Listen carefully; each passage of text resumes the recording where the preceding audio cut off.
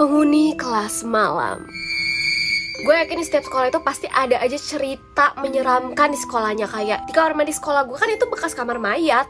Iya nggak lu? Sama kayak cerita yang akan gue ceritain. Ini kejadian di salah satu sekolah SMA negeri di pinggir kota Semarang. Siapa di sini anak Semarang? Ada yang bisa tebak ini sekolah mana? Ini kejadian yang ada di sekolahnya Veve. Jadi sekolahnya Veve ini nih tempatnya memang agak berjarak sama rumah-rumah warga. Jadi sekolahnya dikelilingi sawah dan ada satu jalan besar untuk akses ke sekolahnya. Banyak cerita-cerita menyeramkan yang diturunkan dari generasi satu ke generasi bawahnya. Yang paling terkenal itu adalah cerita ini, yaitu kelas 2C. Yang dimana kelasnya di sekolahnya Veve ini sebenarnya cuma ada dua, yaitu kelas 2A sama 2B. Nah, kelas 2C ini adalah sebutan kelas tak kasat mata yang muncul pada malam-malam tertentu. Sampai pada suatu hari kelasnya Veve ini baru selesai study tour dan nyampe di sekolah mereka itu udah cukup sore menjelang malam. Jadi udah gelap nih. Para murid-murid akhirnya bergegas untuk pulang kecuali Iksan dan juga dua orang temannya, yaitu Totok dan Fajri. Jadi mereka ini berniat untuk sok jagoan. Mereka mau nginep tuh bermalam di sekolahnya, yang tentunya dengan sembunyi-sembunyi. Rokok sama alkohol juga udah mereka siapin untuk menemani malam mereka, dan mereka memilih tempat itu di musola untuk menghabiskan botol alkohol mereka.